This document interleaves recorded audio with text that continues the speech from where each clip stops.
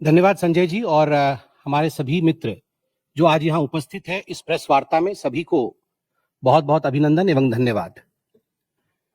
यह press conference आज एक गर्व से भर देने वाला क्षण है, क्योंकि यह कोई साधारण प्रेस कॉन्फ्रेंस नहीं है।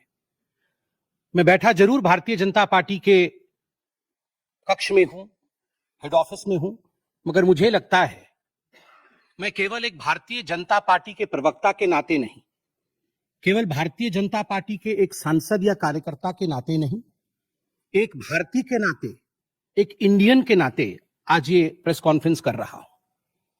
क्योंकि जिस प्रकार का टेरर डेमोलिशन, जिस प्रकार आतंकवाद का खात्मा बीते कुछ दिनों में हमने भारतवर्ष में देखा है, भारतवर्ष ने जिस प्रकार से पाकिस्तान में आतंकी अड्डों को ऑपरेशन सिंदूर के माध्यम से समाप्त किया है, वह अपने आप में पूरे विश्व में एक संदेश भेजता है, एक निर्णायक संदेश। आतंकवाद के खिलाफ लड़ाई के विरोध, आतंकवाद के खिलाफ एक निर्णायक संदेश। इसलिए आज का ये प्रेस कॉन्फ्रेंस, इसको संबोधित करते हुए मुझे गर्व की अनुभूति हो रही है। अदम्य साहस का परिचय दिया है भारत की सेना ने, अदम्य साहस। आज भारतीय जनता पार्टी और हम सभी कार्यकर्ता, आज सारा भारत धन्यवाद करता है भारत की आर्मी का, भारत की सेना का, भारत की एयरफोर्स का, भारत की नेवी का और उन तमाम जाबाज सेनानियों का जिनके कारण आज ऑपरेशन सिंदूर सफल हुआ है। अगर सही मायने में देखा जाए तो ऑपरेशन सिंदूर और उसके विषय में पूरा हिंदुस्तान आज जानता है, क्योंकि कई प्रेस कॉन्फ्रेंसेस हुए। कल भी तीनों डीजीएमओ ने मिलकर के देश को संबोधित किया और तमाम तथ्य जो देश जानना चाहता था उसे उन्होंने हमारे समक्ष रखा। मगर मुझे लगता है कि एक आम नागरिक के भाषा में, बहुत साधारण भाषा में आज मैं आपको बताना चाहूंगा कि ये जो ऑपरेशन सिंदूर हुआ है, किस प्रकार से इससे हिंदुस्तान आतंकवाद के खिलाफ लड़ने में एक निर्णायक भूमिका हिंदुस्तान ने अदा किया है। आप सभी जानते हैं 22 तारीख का वो दिन, that unfortunate day on 22 of April, जब पहलगाम में 26 लोगों का नृशंस हत्या कर दिया गया था आतंकवादियों द्वारा। वह आतंकवादी जो पाकिस्तान से आए थे, वह आतंकवादी जो पाकिस्तान द्वारा प्रशिक्षित किए गए थे, आतंकवादियों द्वारा प्रशिक्षित किए गए थे। उनमें 25 भारतीय थे और एक नेपाली नागरिक था। प्रधानमंत्री श्री नरेंद्र मोदी उस समय विदेश दौरे में थे, सऊदी अरब में थे। प्रधानमंत्री नरेंद्र मोदी तुरंत भारत लौट के आते हैं और उन्होंने जनता की बात को सुना। जनता ने उस समय एक मांग रखी कि आतंकवाद के ऊपर हमला हो, हमें बदला लेना है पहलगाम के इस आतंकवादी हमले का। प्रधानमंत्री ने बिहार की भूमि से ऐलान किया और यह वादा किया कि मैं वादा करता हूं कि जो आपकी इच्छा है कि आतंकवाद के खिलाफ हमला होगा, हम पहलगाम के इस आतंकवादी हमले का बदला लेंगे। We will avenge the death of 26 people. प्रधानमंत्री ने कहा यह जो बदला होगा यह आतंकवादियों के कल्पना से बाहर का बदला होगा, और जो बदला हुआ वो आतंकवादियों के कल्पना के बाहर का बदला था। प्रधानमंत्री जी ने कहा कि हम घुस के मारेंगे और मिट्टी में मिलाएंगे आतंकवादी के ठिकानों को, और आतंकवादियों के ठिकानों को प्रधानमंत्री नरेंद्र मोदी जी के निर्णय ने और हमारे सेना के अदम्य साहस ने मिट्टी में मिलाने का काम किया। यह वादा प्रधानमंत्री नरेंद्र मोदी जी का था। 22 तारीख से 7 मई तक लगभग ये 14 दिन आप सभी ने देखा, पूरे भारतवर्ष में एक प्रकार से एक माहौल टेंशन का था, प्रेशर का था कि तुरंत निर्णय किया जाए, तुरंत एक्शन में आया जाए। बहुत सूझबूझ के साथ, सोच समझ करके, स्ट्रेटेजी के साथ। पाकिस्तान भी जानता था कि हमला होगा, एयर स्ट्राइक पहले हो चुका था, किस प्रकार सर्जिकल स्ट्राइक पहले हो चुकी थी। पाकिस्तान पूरी तरह जानता था कि इस बार भी छोड़ा नहीं जाएगा, मगर उसके बावजूद पाकिस्तान इतना दिमाग लगाने के पश्चात वह डेट नहीं जान पाया जिस दिन यह हमला होना था। 22 तारीख से 7 तारीख के बीच में कुछ नॉन मिलिट्री एक्शंस जिन्होंने पाकिस्तान को कमजोर किया, वह प्रधानमंत्री नरेंद्र मोदी जी ने और भारत की सरकार ने लिया। ये जो ऑपरेशन सिंदूर है, इसका एक मिलिट्री पोर्शन है तो एक नॉन मिलिट्री पोर्शन भी है। और नॉन मिलिट्री पोर्शन में सबसे बड़ी बात, इंडस वाटर ट्रीटी, जो सिंधु नदी समझौता 1960 का था, उसे स्थगित किया गया, अबेयंस में रखा गया। आप सभी जानते हैं लगभग 90% पाकिस्तान जो है इसी पानी पर निर्भर करता है। लगभग 80% उनका जो कृषि है इस पानी पर निर्भर करता है। इस पानी को यदि रोक दिया जाए तो पाकिस्तान की 1/4 जीडीपी गिर जाती है। इस पाकिस्तान को अगर इस पानी से वंचित रखा जाए तो पाकिस्तान के हालात वैसे होंगे कि उनकी जीडीपी लुढ़केगी, कृषि लुढ़केगा। केवल कृषि और जीडीपी नहीं, उनके पावर कट्स होंगे और इस प्रकार का माहौल पाकिस्तान में पैदा होगा कि पाकिस्तान एक फ्रजाइल स्टेट के रूप में, अभी भी फ्रजाइल है, और फ्रजाइल स्टेट के रूप में वो सामने आएगा। झेलम और चिनाब अब संपूर्ण रूप से भारत सरकार के अधिकार में है, अधिकार क्षेत्र में है। और जिस प्रकार से यहां हम बांध बनाने की और रिवर को आगे बढ़ाने की बात कर रहे हैं, नए रिजर्वायर, इरिगेशन और हाइड्रो पावर से जम्मू कश्मीर, लद्दाख, पंजाब एवं हरियाणा, इन राज्यों को बहुत फायदा मिलने वाला है। ये कहा गया कि पानी और खून एक साथ नहीं बहेगा। मित्रों, जरा सोच के देखिए, 50 वर्षों तक जो संभव नहीं हुआ था, किसी भी युद्ध में यह संभव नहीं हुआ था कि इंडस वाटर ट्रीटी को रोक दिया जाए। जो संभव नहीं हुआ था वो असंभव काम संभव हुआ इस बार। अटारी वाघा बॉर्डर को भी रोक दिया गया। दोनों देशों के बीच में कोई ट्रेड नहीं होगा और इसका खामियाजा कोई भुगतेगा तो वो पाकिस्तान की इकोनॉमी भुगतेगी। इसके साथ ही जिन लोगों के पास पाकिस्तान का वीजा था और वो हिंदुस्तान में, पाकिस्तान के नागरिक जो हिंदुस्तान के वीजा के साथ भारतवर्ष में रह रहे थे, उन सबको बाहर निकाला गया। पाकिस्तान का कोई भी आर्टिस्ट, कोई भी परफॉर्मेंस वो भारतवर्ष में नहीं हो सकता है। इस प्रकार के कड़े प्रतिबंध पाकिस्तान के ऊपर लगाए गए। माननीय प्रधानमंत्री श्री नरेंद्र मोदी जी ने लगभग 20 देशों के राष्ट्राध्यक्षों से सीधी बातचीत की। How to isolate Pakistan, how to fight against terrorism. और सबसे बड़ी बात है, तमाम देशों ने भारत का समर्थन किया। सऊदी अरब, यूएई, यूएस, आप सोचिए, इस्लामिक वर्ल्ड के बड़े देश हैं सऊदी अरब और यूएई, इन्होंने भारतवर्ष का पूर्णतः समर्थन किया। जिस समय पहलगाम का हमला हुआ था, माननीय प्रधानमंत्री सऊदी अरब में थे। सऊदी अरब के अपने दौरे को जब वो छोड़ के आए, तब उनको वहां एश्योरेंस दिया गया कि आप जाइए, हम आपके साथ खड़े हैं, वी सपोर्ट यू, हम टेरर के खिलाफ आपके साथ कंधे से कंधा मिला के लड़ेंगे। Pakistan was isolated. ये जो नॉन मिलिट्री एक्शन लिया गया, आज मैं कहना चाहता हूं कि 50 वर्षों से भी अधिक समय तक जो टूल्स कभी इस्तेमाल नहीं किए गए थे, जिस क्षेत्र में भारतवर्ष कभी नहीं गया था, वो टूल्स इस्तेमाल किए गए। और अपने आप में भारत के लिए ये बहुत बड़ी बात है। बहुत बड़ी बात है कि इंडस वाटर ट्रीटी को रोका गया। 20 से अधिक देशों का समर्थन, आतंकवाद के खिलाफ एक निर्णायक हमले की तैयारी। और 6 और 7 मई 2025 उस रात निर्णायक हमला होता है आतंकवाद के ऊपर। सभी जानते हैं कि 9 आतंकवादी ठिकाने जो पीओजेके में थे और पाकिस्तान में थे, उन्हें ध्वस्त किया गया। ये ऑपरेशन सिंदूर एक बहुत बड़ा दायरा तय करता है। इसने पूरे विश्व को दिखाया कि भारतवर्ष क्या कर सकता है। ऑपरेशन सिंदूर ने दिखाया कि केवल एलओसी नहीं, इंटरनेशनल बॉर्डर के पार जाके भी भारत पाकिस्तान के अंदर किसी भी टारगेट को प्रिसाइसली उस पर हमला कर सकता है और आतंकवाद के खौफ को समाप्त कर सकता है। इस पूरे ऑपरेशन का लक्ष्य क्या था, इसे समझने की आवश्यकता है। लक्ष्य क्या था? क्या हमने लक्ष्य की पूर्ति की? What was the aim of operation Sindoor? Did we achieve what we aimed for? क्या लक्ष्य था? नंबर 1 लक्ष्य था आतंकवादी ठिकाने जो दूर दराज इलाके में है पाकिस्तान में, जहां आज तक कोई नहीं पहुंच पाया, जहां आज तक पाकिस्तान के आतंकवादियों को लगता था कि वो सुरक्षित हैं, वहां तक पहुंचना यह लक्ष्य था। दूसरा लक्ष्य था आतंकवादियों को ढेर करना, मार देना। तीसरा लक्ष्य था इन टारगेटों को जमींदोज करना, उन्हें मिट्टी से मिला देना।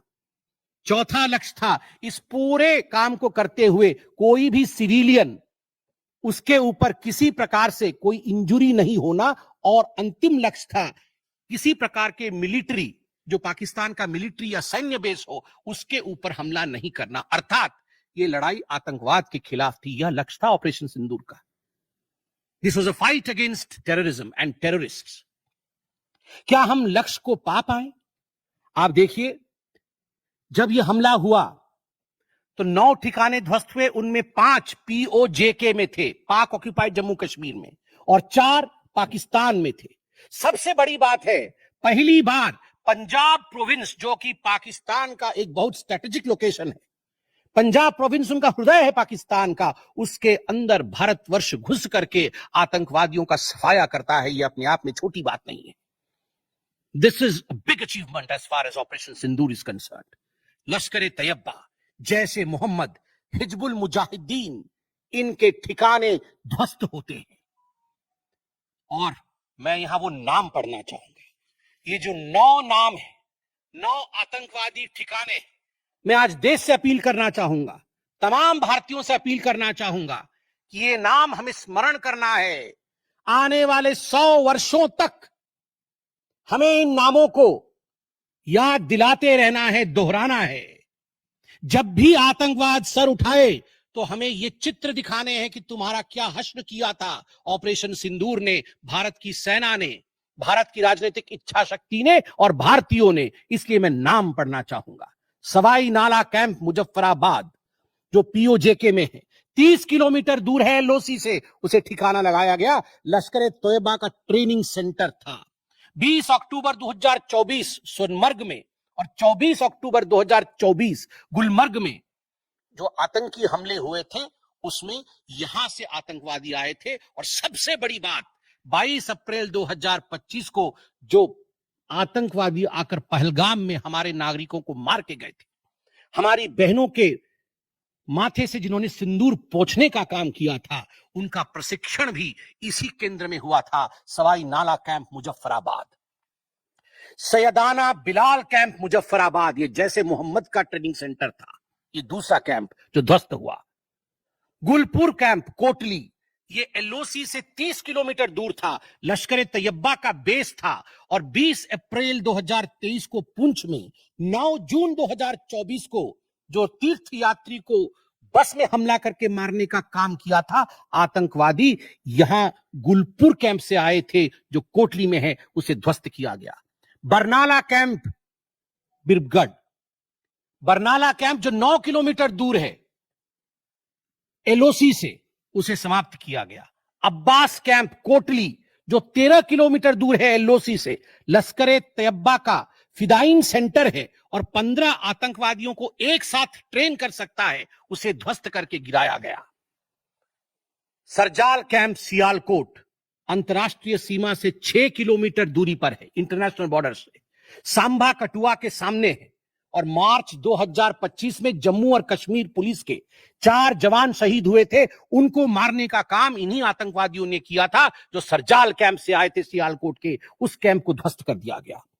महमूना जाया कैंप सियालकोट, जो कि 12 से 18 किलोमीटर इंटरनेशनल बॉर्डर से दूर है, मैं LOC की बात नहीं कर रहा हूं, इंटरनेशनल बॉर्डर से, और हिजबुल मुजाहिदीन का अड्डा है, बहुत बड़ा कैंप है। कठुआ और जम्मू क्षेत्र में जो भी आतंकवादी गतिविधि होती है, सियालकोट के इस मजनूना जाया कैंप से आतंकवादी भेजे जाते हैं। भारतवर्ष ने उसे ध्वस्त किया। मरकज तैयबा मुरीद के, जो कि अंतरराष्ट्रीय सीमा से 18 से 25 किलोमीटर दूर है, 2008 के मुंबई का जो हमला हुआ था, 26/11 के नाम से जिसे हम जानते हैं, उसमें जो आतंकवादी आए थे, अजमल कसाब और डेविड हेडली, उनकी ट्रेनिंग मरकज तैयबा मुरीद के में हुआ था। और आज मैं फक्र के साथ कह सकता हूं, गर्व के साथ कह सकता हूं कि भारत की सेना ने, भारत की राजनीतिक इच्छा शक्ति ने और भारतीयों ने मरकज तैयबा मुरीद के को ध्वस्त किया है, समाप्त किया है। मरकज सुभान अल्लाह बहावलपुर इंटरनेशनल बॉर्डर से 100 किलोमीटर की दूरी पे है।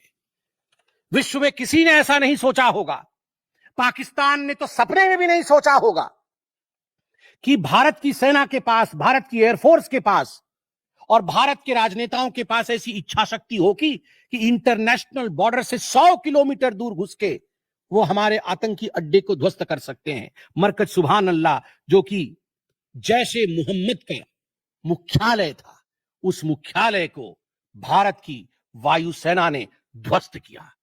यह कोई छोटा विषय नहीं है। यह बहावलपुर एक ऐसा स्थान है जहां यूनाइटेड स्टेट्स, यूएस भी अपने ड्रोन नहीं भेज पाया था।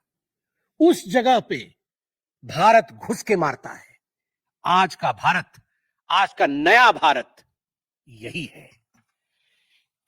ये नाम, जो 9 नाम मैंने पढ़े, हमें याद रखने चाहिए, मगर उन नामों के साथ मैं कुछ और भी बताना चाहता हूं। जो आतंकवादी मारे गए, एक लक्ष्य था आतंक के ठिकानों को, आतंक के अड्डों को सफाई करना, ध्वस्त कर देना। दूसरा लक्ष्य था ऑपरेशन सिंदूर का, आतंकवादियों को चुन चुन कर मारना, उन्हें मिट्टी में मिलाना। 100 से अधिक आतंकवादी मारे गए, 100 से अधिक। मैं कुछ आतंकवादियों के नाम पढ़ता हूं जिनको कि हम डिस्कस करते थे डिबेट्स में, टीवी पे, यूएन में, जिनको कि यूएस ने भी कंडेम कर रखा था। मैं नाम पढ़ रहा हूं। मुदस्सर कादियान खास उर्फ मुदस्सर उर्फ अबू जुंदाल। अबू जुंदाल नाम से हम जानते थे इस आतंकवादी को। और जो लश्कर तैयबा का आतंकवादी था, वो मरकज तैयबा का जो मुरीदके में है, उसका इंचार्ज था। जब वो मरा तो उसके गार्ड ऑफ ऑनर, उसका जो जनाजा निकला, उसमें पाकिस्तान के आर्मी के अधिकारी थे, पाकिस्तान आर्मी के चीफ थे, पंजाब सीएम मरियम नवाज भी उसमें रही। आप सोचिए, ये एक सरकारी जमीन पर हुई और तमाम बड़े लोग, सरकारी लोग पाकिस्तान के उसमें शामिल हुए, जिससे कि यह सिद्ध होता है कि terror and the sponsors of terror are hand in glove together. आतंकवादी और जो आतंकवादियों को बढ़ावा देने वाले, वो एक साथ काम करते हैं। दूसरा, हाफिज मोहम्मद जमील, ये जैशे मोहम्मद का आतंकवादी है।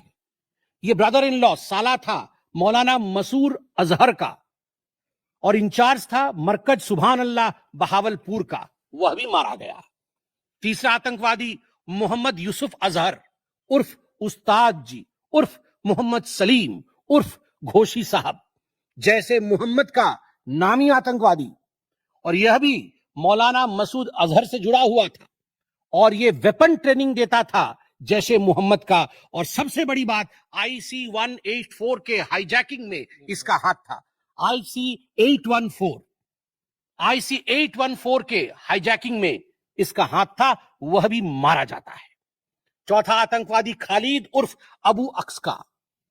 खालिद ये लश्कर तैयबा का आतंकवादी था, फैसलाबाद में मारा गया और वहां उसका फ्यूनरल होता है। अब मैं ये तस्वीर दिखाना चाहूंगा, आप ये तस्वीर देखिए। ये तस्वीर कोई साधारण तस्वीर नहीं है। यह तस्वीर है उन आतंकवादियों का जिनका जनाजा निकला। और इस तस्वीर में मैं दिखाना चाहूंगा कि ये जो खड़ा है सामने व्यक्ति, इस व्यक्ति का नाम है, ये LET का कमांडर है, लश्कर तैयबा का कमांडर है, अब्दुल रऊफ, जो खुद एक स्पेशली डेजिग्नेटेड ग्लोबल टेररिस्ट, जिसको यूएस के ट्रेजरी बेंच ने डेजिग्नेट कर रखा है, अमेरिका के ट्रेजरी बेंच ने इसे आतंकवादी घोषित कर रखा है। वह सामने खड़ा है जनाजे में, और उसके पीछे जो खड़े हैं, मैं एक एक करके नाम पढ़ता हूं। लेफ्टिनेंट जनरल फैयाज हुसैन शाह, जो कि लेफ्टिनेंट जनरल है पाकिस्तान आर्मी के। मेजर जनरल राव इमरान सरताज, जो कि मेजर जनरल है पाकिस्तान आर्मी के। ब्रिगेडियर मोहम्मद फुरकान शब्बीर, पाकिस्तान आर्मी के। डॉक्टर उस्मान अनवर, IGP पंजाब, और Malik Sohaib Ahmed Bard, member of provincial assembly of Punjab. ये बड़े बड़े लोग, तथाकथित सरकार के बड़े बड़े लोग, पाकिस्तान के आतंकवादियों के जनाजा में शामिल होने आए हैं। और जनाजे को लीड कर रहा है एक आतंकवादी, डेजिग्नेटेड आतंकवादी। और आप देखिए, ये बिफोर और आफ्टर, ये जितने भी मैंने आपको अभी आतंकवादी ठिकानों का नाम बताया, किस प्रकार उनकी परिस्थिति थी और क्या उनकी परिस्थिति हुई, यह इस तस्वीर से हम देख सकते हैं। तो उद्देश्य में बता रहा था, ऑपरेशन सिंदूर का उद्देश्य बहुत स्पष्ट था। उसका उद्देश्य था आतंकवाद के ठिकाने को ध्वस्त करना, आतंकवादियों को मारना और आतंकवाद के खिलाफ एक संदेश भेजना, और उसमें हम सफल हुए। पहली बार एक बात पूरे विश्व ने देखा कि पाकिस्तान का हर इंच भारत के पहुंच के अंदर है। कोई कोना पाकिस्तान का ऐसा नहीं है जो भारत के पहुंच से बाहर हो। और आप सोच के देखिए, पाकिस्तान का एयर डिफेंस सिस्टम फेल हो जाता है। पाकिस्तान का एयर डिफेंस सिस्टम फेल हो जाता है जिस समय 6 और 7 के रात के बीच ये पूरी कार्यवाही हो रही थी। रफाल विमान द्वारा स्काल्प और हैमर मिसाइल्स के माध्यम से 23 मिनट के अंदर, 23 मिनट्स के अंदर एक विंडो था, जिस विंडो के अंदर ये 9 के 9 आतंकवादी ठिकाने उन्हें ध्वस्त कर दिए गए। 23 मिनट में पूरा विश्व ने देखा कि भारत क्या कर सकता है। मुझे लगता है पूरे विश्व में इस प्रकार से 23 मिनट के अंदर इतने प्रेसिशन के साथ आतंकवादी ठिकानों पर हमला किसी देश ने पहले किया होगा। और जब ये पूरा एक्सरसाइज समाप्त हुआ, उसके बाद जब हमारे एमईए ने, हमारी आर्मी ने प्रेस कॉन्फ्रेंस किया, तो उसमें कुछ 4 शब्द बहुत महत्वपूर्ण थे। वो 4 शब्द हैं controlled, precise, measured, non escalatory. हमने ये जो 9 अड्डे ध्वस्त किए वो कंट्रोल्ड तरीके से ध्वस्त किए। प्रिसाइज, कोई सिविलियन अड्डा या कोई मिलिट्री टारगेट नहीं था, प्रिसाइज टारगेट था, आतंकवादी ठिकाने, उनको ध्वस्त कर दिए। मेजर्ड, जितना ध्वस्त करना था उतना ध्वस्त किया, उसके अगल बगल के किसी स्ट्रक्चर को ध्वस्त नहीं किया। जहां आतंकवादी थे उनके ठिकाने में घुस के उनको मार के निकले। और नॉन एस्केलेटरी मतलब युद्ध को बढ़ाने वाला नहीं, नॉन एस्केलेटरी, क्योंकि the primary escalation was Pahalgam. जो मूल एस्केलेशन था वो 22 अप्रैल को पहलगाम में पाकिस्तान ने किया था, हमने रिएक्ट किया नॉन एस्केलेटरी। ये 4 शब्द अपने आप को परिभाषित करते हैं कि ऑपरेशन सिंदूर का लक्ष्य क्या था। ऑपरेशन सिंदूर का जो लक्ष्य था, ऑपरेशन सिंदूर ने उसे 100% पूर्ण किया, 100% पूर्ण किया। इसलिए आज हिंदुस्तान, भारतवर्ष गर्व के साथ कह सकता है कि ऑपरेशन सिंदूर एक ऐसा ऑपरेशन था जो 100% सक्सेसफुल था। और जितने हमारे जाबाज पायलट्स गए थे राफेल के साथ, उतने लौट के आए और आतंकवादी ठिकानों को ध्वस्त करके आए, और किसी सिविलियन को नहीं मारा, किसी मिलिट्री बेस को नहीं मारा। मगर दुखद है, जैसा कि पाकिस्तान से एक्सपेक्टेड है, पाकिस्तान उसके पश्चात रिटेलिएशन करता है, पाकिस्तान अपने ड्रोन्स इत्यादि भेजता है, मगर भारत की सिस्टम ने पाकिस्तान के इन ड्रोन्स को, इन मिसाइल्स को हवा में ही समाप्त कर दिया। और सबसे बड़ी बात है, एयर डिफेंस सिस्टम लाहौर का 7 और 9 तारीख के बीच लाहौर के एयर डिफेंस सिस्टम को समाप्त करने का काम हिंदुस्तान ने किया। और 9 और 10 तारीख के बीच, 9 मई और 10 मई के बीच 11 एयर बेसेस को, पाकिस्तान के 11 एयर बेसेस को ध्वस्त करने का काम भारतवर्ष ने रिटेलिएशन में किया। जब पाकिस्तान ने भारतवर्ष के ऊपर एस्केलेशन किया तो भारतवर्ष ने 11 एयर बेसेस को समाप्त किया। इन एयर बेसेस के नाम भी हमें याद रखने चाहिए। तमाम भारतीयों को वो 9 नाम आतंकवादी ठिकाने याद रखने चाहिए, स्मरण होना चाहिए। और ये जो 11 एयर बेस है, हिंदुस्तान अपने पर आ जाए तो क्या कर सकता है अपने लोगों को बचाने के लिए। ये 11 नाम भी मैं पढ़ता हूं। नूर खान, ये नूर खान वह एयर बेस है जहां पर एयर टू एयर रीफ्यूएलिंग करने की क्षमता है। हवा में उड़ रही हो अगर आपका विमान, तो एयर टू एयर रीफ्यूएलिंग यही नूर खान से हो सकती है। जब भारत ने नूर खान को ध्वस्त किया तो जो जहाज थे पाकिस्तान के, उनके पास वो क्षमता नहीं रही कि वो हवा में अधिक समय तक युद्ध कर सके, उन्हें नीचे उतरना ही पड़ा। नूर खान, रफीकी, मुरीद, सुक्कूर, सियालकोट, पसरूर, चुनियान, सरगोदा, स्कारू, बुलारी और जकोबाबाद, ये तमाम मैं फोटोज लेके आया हूं। जकोबाबाद का ये फोटो देखिए, क्या था पहले और क्या हुआ बाद में, क्या था पहले और क्या हुआ बाद में, आप देख सकते हैं परखच्चे उड़ गए। यह है प्रिसीशन ऑफ इंडियाज अटैक। तमाम फोटो हैं यहां पे, किस प्रकार से हमने एक एक करके उनके एयर बेसिस को समाप्त किया। आप देख सकते हैं सारे एयर बेसिस के हम फोटो लेके आए हैं, जकोबाबाद से लेके बाकी तमाम। क्योंकि आपने ये सब देखा हुआ है, मैं अधिक समय नहीं लूंगा। आर्मी ने आपको दिखाया है, डीजीएमओज ने आपको दिखाया है, इसलिए मैं इसको आपको दिखा के दोबारा I would not like to take much time, but मैं रिमाइंड करना चाहूंगा कि 11 एयर बेसिस को हमने ध्वस्त किया। और इसमें एक बड़ा विषय है, पहली बार विश्व में किसी देश ने एक न्यूक्लियर कंट्री के अंदर घुस करके उनके एयर बेसिस को समाप्त करने का काम किया। पाकिस्तान एक न्यूक्लियर कंट्री है, उसके अंदर घुस करके उनके एयर बेसिस को 20% पाकिस्तान के एयरफोर्स के इंफ्रास्ट्रक्चर को भारतवर्ष ने नाकाम कर दिया। 20% of PAF's infra was destroyed by India. Just imagine, एक न्यूक्लियर कंट्री है, उसमें घुसकर मारना, यह अपने आप में पूरे विश्व में पहला इंस्टेंस है। और भुलारी एयरबेस में 50 PAF पाकिस्तान एयरफोर्स के जवान मारे गए, जिसमें स्क्वाड्रन लीडर उस्मान यूसुफ भी मारे गए।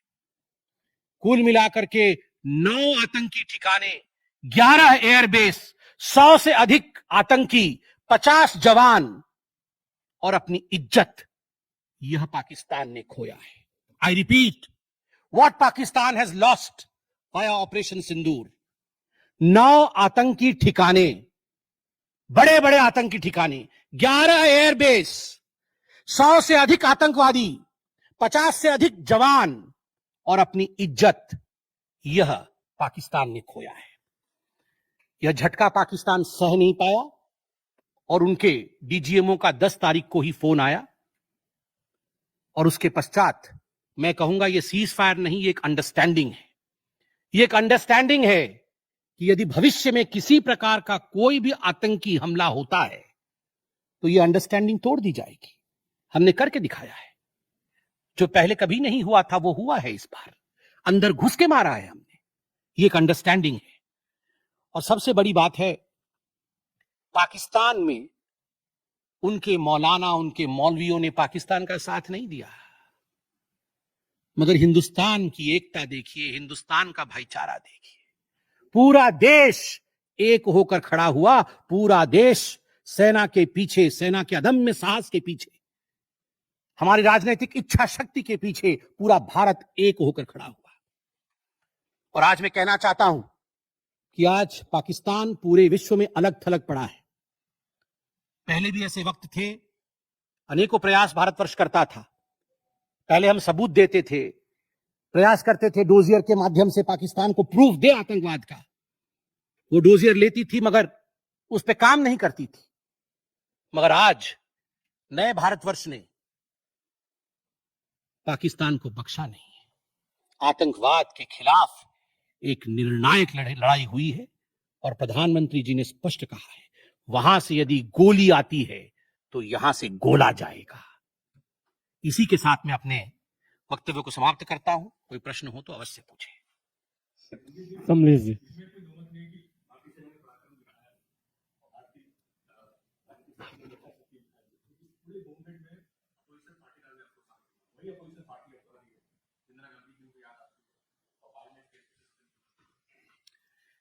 देखिए, मुझे लगता है आज का दिन पूरे भारत का दिन है।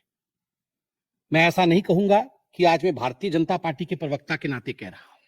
मैंने शुरू में ही कहा था, आज मैं भारतवर्ष के एक साधारण नागरिक के रूप में जो अदम्य साहस हमारे सेना ने दिखाया है उसका विवरण किया। पाकिस्तान ने क्या खोया है और हिंदुस्तान ने क्या पाया है वो मैंने आपको दिखाया है। इसमें तमाम पॉलिटिकल पार्टी ने एकजुटता दिखाई, यह भी अपने आप में एक बहुत बड़ी अचीवमेंट है, बहुत बड़ी बात है। और आज मैं नहीं चाहता हूं मैं किसी की आलोचना करूं। और मैंने कहा कि विगत दिनों में वह भी एक प्रयास था जहां हम प्रूफ देने की कोशिश करते थे, हम डोजियर इत्यादि देते थे। हम 26/11 भी हुआ था, उस समय भी हमने प्रयास किया था कि हम पाकिस्तान को समझाएं कि देखो तुम्हारे आतंकी आके क्या कर रहे हैं हमारे देश में। मगर पाकिस्तान मानता नहीं था। पाकिस्तान को लगता था कि they can take India for granted. मगर अब परिस्थिति बदले हुए हैं। अब कोई हिम्मत नहीं कर सकता है इंडिया के ऊपर आंख उठा के देखने का। आमोद राय।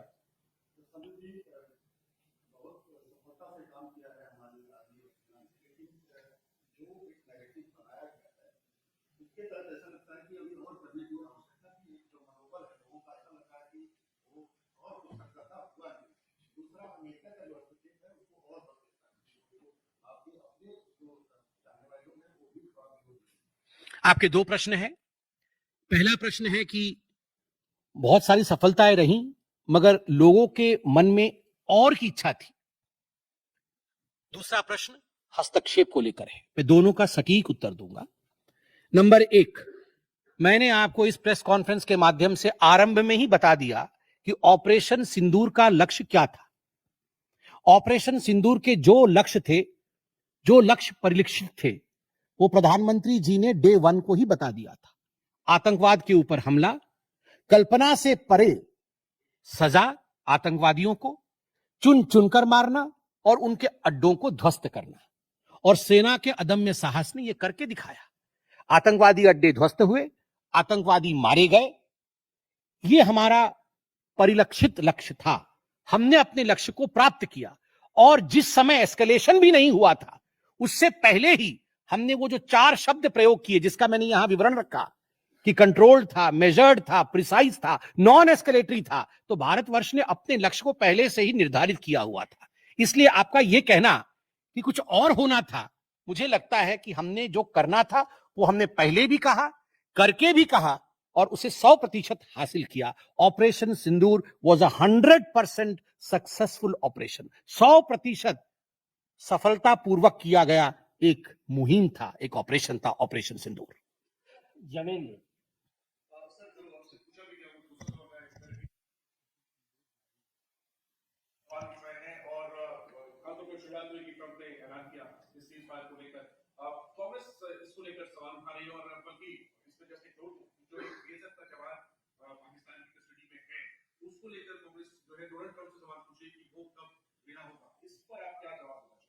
देखिए, पहली बात तो है, जहां तक मध्यस्थता इत्यादि का विषय है, मैंने बहुत स्पष्ट रूप से कहा अभी, जितना मेरे डोमेन में नॉलेज है, और डीजीएमओज ने अपने प्रेस कॉन्फ्रेंस में एक बार नहीं कई बार कहा कि फोन हमारे डीजीएमओ को पाकिस्तान के डीजीएमओ का आया था। पाकिस्तान के डीजीएमओ ने कहा कि there should be some kind of stoppage. और चूंकि हमारा लक्ष्य पूर्ण हो चुका था, हम तो शुरू से ही एस्केलेशन के फेवर में नहीं थे। एस्केलेशन नहीं होना चाहिए था, नॉन एस्केलेटरी था। पाकिस्तान के डीजीएमओ ने फोन किया। दूसरे देशों का फोन, जहां तक दूसरे देशों का फोन आने का सवाल है, देखिए, ऐसी परिस्थितियों में तमाम देश एक दूसरे को फोन करते हैं। सभी देश एक दूसरे को फोन करते हैं, क्या मदद कर सकते हैं, किस प्रकार से कूल डाउन हो सकता है, इस विषयों पर चर्चा होती है। भारतवर्ष यूक्रेन भी फोन करता है, भारतवर्ष रशिया भी फोन करता है, सब जगह फोन करते हैं, हर कोई एक दूसरे को फोन करता है। इसमें किसी प्रकार का मगर संशय नहीं है कि डीजीएमओ पाकिस्तान ने फोन किया भारतवर्ष के डीजीएमओ को सीज फायर डिमांड करते हुए, रिक्वेस्ट करते हुए, डिमांड नहीं रिक्वेस्ट करते हुए। और कोई प्रश्न? एक मिनट सर, जवाब दे दूंगा।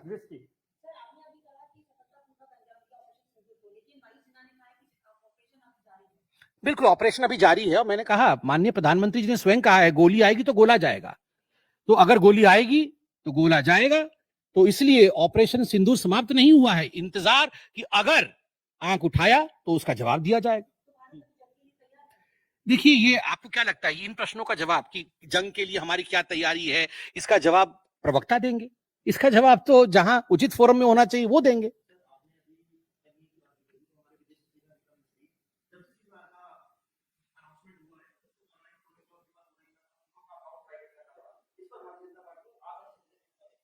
देखिए, मैं बहुत स्पष्ट रूप से बता दूं, ये आज की जो प्रेस कॉन्फ्रेंस हो रही है, ऑपरेशन सिंदूर को लेकर हो रही है, उसके सफलता को लेकर हो रही है। और तमाम लोग जो ऑपरेशन सिंदूर से जुड़े हुए थे, चाहे वो सेना हो, चाहे वो हमारी राजनीतिक घटक हो, चाहे वो हमारे ब्यूरोक्रेट्स हो, उन सभी का सलाम है। उन सबको हम रेस्पेक्ट के साथ देखते हैं।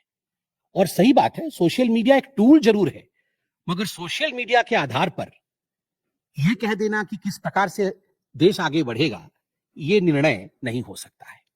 बहुत बहुत धन्यवाद।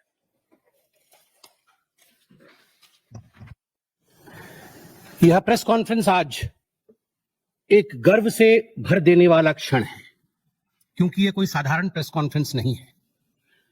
मैं बैठा जरूर भारतीय जनता पार्टी के कक्ष में हूं, हेड ऑफिस में हूं, मगर मुझे लगता है मैं केवल एक भारतीय जनता पार्टी के प्रवक्ता के नाते नहीं, केवल भारतीय जनता पार्टी के एक सांसद या कार्यकर्ता के नाते नहीं, एक भारतीय के नाते, एक इंडियन के नाते आज ये प्रेस कॉन्फ्रेंस कर रहा हूं। क्योंकि जिस प्रकार का टेरर डेमोलिशन, जिस प्रकार आतंकवाद का खात्मा बीते कुछ दिनों में हमने भारतवर्ष में देखा है, भारतवर्ष ने जिस प्रकार से पाकिस्तान में आतंकी अड्डों को ऑपरेशन सिंदूर के माध्यम से समाप्त किया है, वह अपने आप में पूरे विश्व में एक संदेश भेजता है, एक निर्णायक संदेश। आतंकवाद के खिलाफ लड़ाई के विरोध, आतंकवाद के खिलाफ एक निर्णायक संदेश। इसलिए आज का ये प्रेस कॉन्फ्रेंस, इसको संबोधित करते हुए मुझे गर्व की अनुभूति हो रही है। अदम्य साहस का परिचय दिया है भारत की सेना ने, अदम्य साहस। आज भारतीय जनता पार्टी और हम सभी कार्यकर्ता, आज सारा भारत धन्यवाद करता है भारत की आर्मी का, भारत की सेना का, भारत की एयरफोर्स का, भारत के नेवी का और उन तमाम जाबाज सेनानियों का जिनके कारण आज ऑपरेशन सिंदूर सफल हुआ है। अगर सही मायने में देखा जाए तो ऑपरेशन सिंदूर और उसके विषय में पूरा हिंदुस्तान आज जानता है, क्योंकि कई प्रेस कॉन्फ्रेंसेस हुए। कल भी तीनों डीजीएमओ ने मिलकर के देश को संबोधित किया और तमाम तथ्य जो देश जानना चाहता था उसे उन्होंने हमारे समक्ष रखा। मगर मुझे लगता है कि एक आम नागरिक के भाषा में, बहुत साधारण भाषा में आज मैं आपको बताना चाहूंगा कि ये जो ऑपरेशन सिंदूर हुआ है, किस प्रकार से इससे हिंदुस्तान आतंकवाद के खिलाफ लड़ने में एक निर्णायक भूमिका हिंदुस्तान ने अदा किया है। आप सभी जानते हैं 22 तारीख का वो दिन, that unfortunate day on 22nd of April, जब पहलगाम में 26 लोगों का नृशंस हत्या कर दिया गया था आतंकवादियों द्वारा। वह आतंकवादी जो पाकिस्तान से आए थे, वह आतंकवादी जो पाकिस्तान द्वारा प्रशिक्षित किए गए थे, आतंकवादियों द्वारा प्रशिक्षित किए गए थे। उनमें 25 भारतीय थे और एक नेपाली नागरिक था। प्रधानमंत्री श्री नरेंद्र मोदी उस समय विदेश दौरे में थे, सऊदी अरब में थे। प्रधानमंत्री नरेंद्र मोदी तुरंत भारत लौट के आते हैं और उन्होंने जनता की बात को सुना। जनता ने उस समय एक मांग रखी कि आतंकवाद के ऊपर हमला हो, हमें बदला लेना है पहलगाम के इस आतंकवादी हमले का। प्रधानमंत्री ने बिहार की भूमि से ऐलान किया और यह वादा किया कि मैं वादा करता हूं कि जो आपकी इच्छा है कि आतंकवाद के खिलाफ हमला होगा, हम पहलगाम के इस आतंकवादी हमले का बदला लेंगे। We will avenge the death of 26 people. प्रधानमंत्री ने कहा यह जो बदला होगा, यह आतंकवादियों के कल्पना से बाहर का बदला होगा, और जो बदला हुआ वो आतंकवादियों के कल्पना के बाहर का बदला था। प्रधानमंत्री जी ने कहा कि हम घुस के मारेंगे और मिट्टी में मिलाएंगे आतंकवादी के ठिकानों को, और आतंकवादियों के ठिकानों को प्रधानमंत्री नरेंद्र मोदी जी के निर्णय ने और हमारे सेना के अदम्य साहस ने मिट्टी में मिलाने का काम किया। यह वादा प्रधानमंत्री नरेंद्र मोदी जी का था।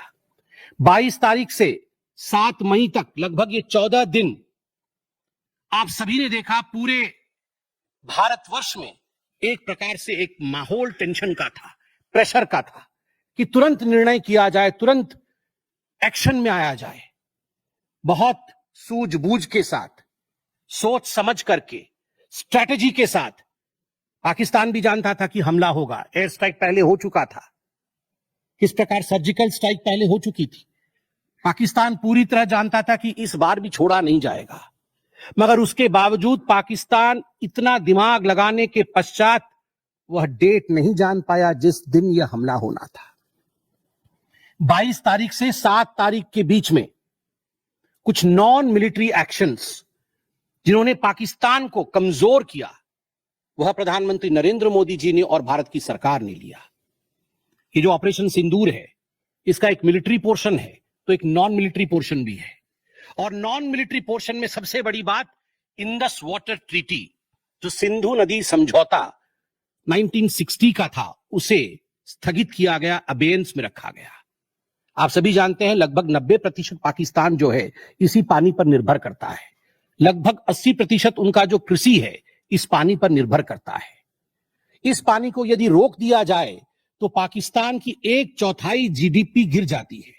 इस पाकिस्तान को अगर इस पानी से वंचित रखा जाए तो पाकिस्तान के हालात वैसे होंगे कि उनकी जीडीपी लुढ़केगी, कृषि लुढ़केगा।